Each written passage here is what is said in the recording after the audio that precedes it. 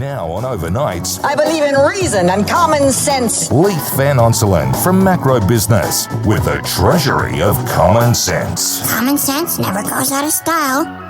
Leith Van Onselen is the chief economist at the MB Fund and MB Super and co-founder of Macro Business. And he's on the line. Good morning, Leith. How are you? G'day, Mike. How's things? Yes, well, it depends. Depends what area of the economy you're in, I suppose.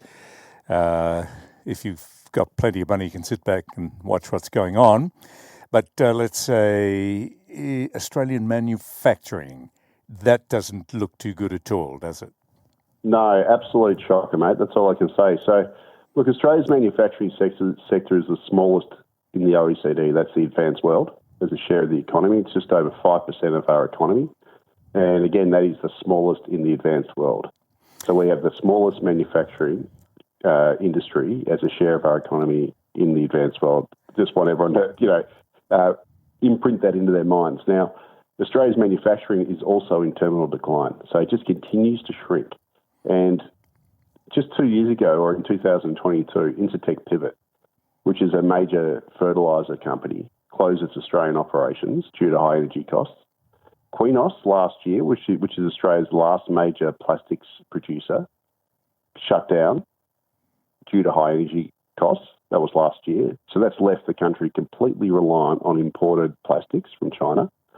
And last month, Orica, which is the world's largest manufacturer of mining explosives, chemicals, agricultural fertilisers, etc., they threatened to close their Australian facilities and invest in the United States instead. Now, Orica's Managing Director, Sanjeev Gandhi, claimed that electricity rates in Australia have tripled in the last decade and gas prices have quadrupled, so it's gone up fourfold.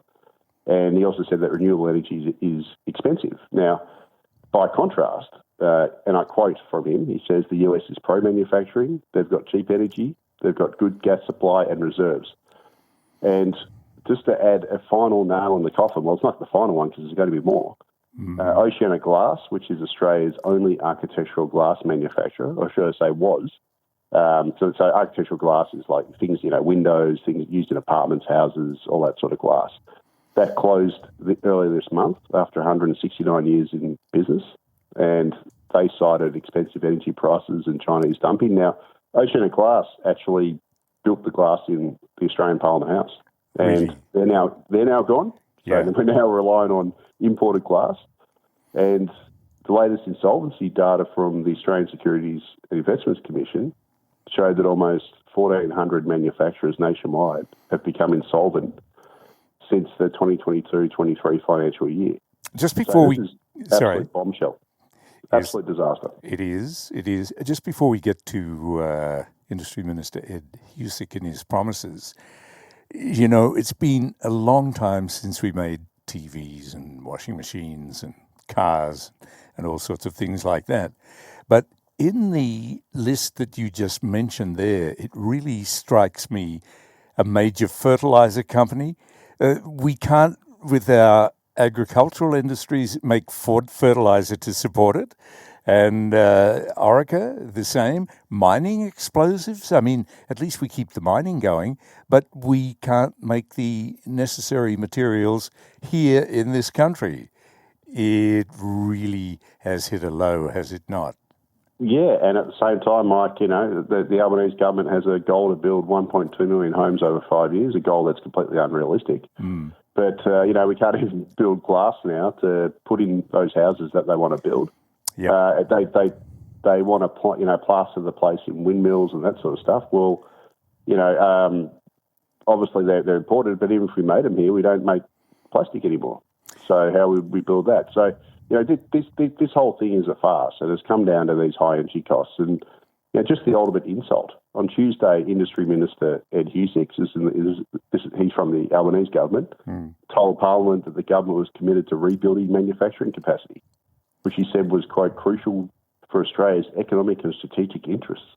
And he said, we need to be able to stand on our own 2 feet and not be dependent on broken and concentrated supply chains, only relying on a handful of nations for the things that are really important to our country. Yeah, well, that's great, Ed. And, obviously the Albanese government has launched its Future Made in Australia policy, which is basically giving away billions and billions of dollars in subsidies for so-called green manufacturing. So that's like building solar panels, windmills, all this sort of stuff. He wants to throw billions of dollars of subsidies to promote local green iron and steel making and all these sorts of things. And it's like, well, as I just said, how are we going to build, wind farms if we can't even make plastic to go in those wind farms? We're going to have to import that from China, aren't we? Indeed.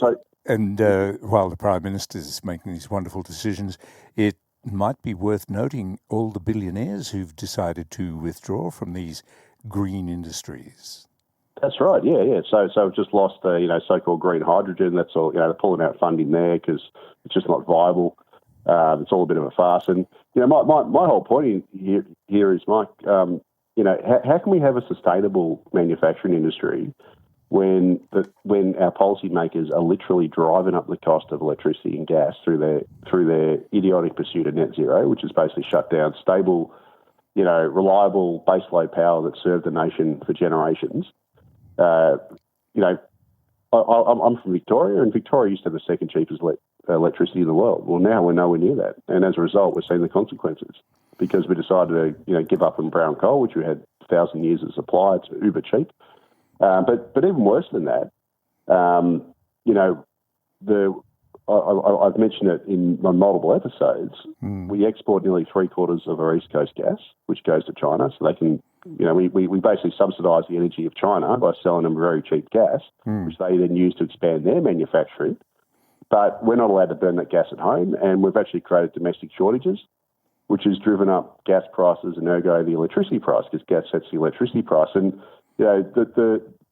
just last week, Moody's, which is a ratings agency, published a really detailed analysis of Australia's green energy transition, and they warned that it could increase real wholesale power prices. So that's a further increase from where we are now, by up to 15% by 2035, and retail energy bills by 35% in a decade.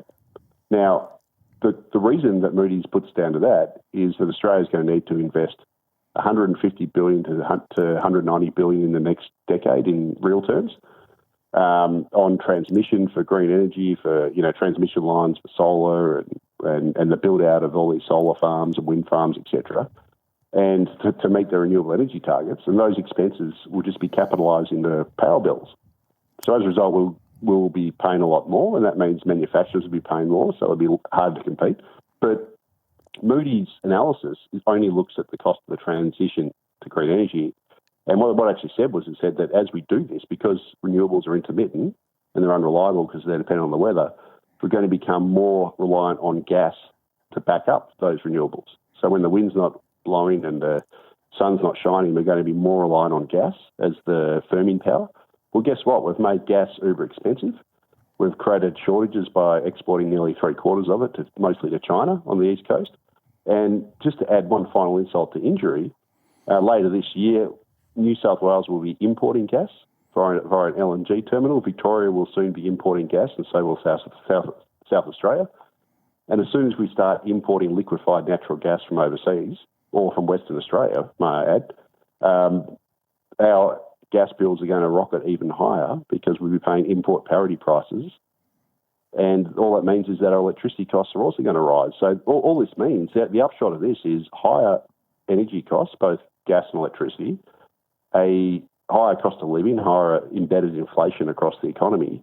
But for the manufacturing industry, it just means it's going to keep on shrinking, because energy is an absolute vital component of manufacturing, and Australia cannot have a competitive manufacturing sector without cheap and reliable energy, and we're making it unreliable and uber expensive, which just means that Australia's manufacturing industry, which is already the smallest in the advanced world, is going to keep shrinking. We're going to keep seeing, firms like Oceanic Glass, Qenos, Intertech Pivot, all these sorts of firms are going to keep closing, and Australia is going to become more and more reliant on imports at the same time as we send our hydrocarbon energy, coal, gas, etc., overseas to China, so that China can then, manufacture things, burning, coal, etc., and create emissions.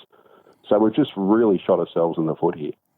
And unfortunately, Labor can try and paint over all it likes by throwing, billions of dollars of taxpayer revenue at it, trying to pick winners. But ultimately, all it's going to do is it's going to mean that the only manufacturing Australia has left is manufacturing that is wholly reliant on government subsidies and wouldn't be able to stand on its own 2 feet because we have these high energy costs. Which is, of course, complete, absolute contradiction of what Minister Husick is promising. Yeah. Absolutely. Leith, appreciate it as always. Thank you. Yeah, cheers, Mike. Speak to you next time. Leith Van Onselen, Chief Economist at the MB Fund and MB Super and co-founder of Macro Business.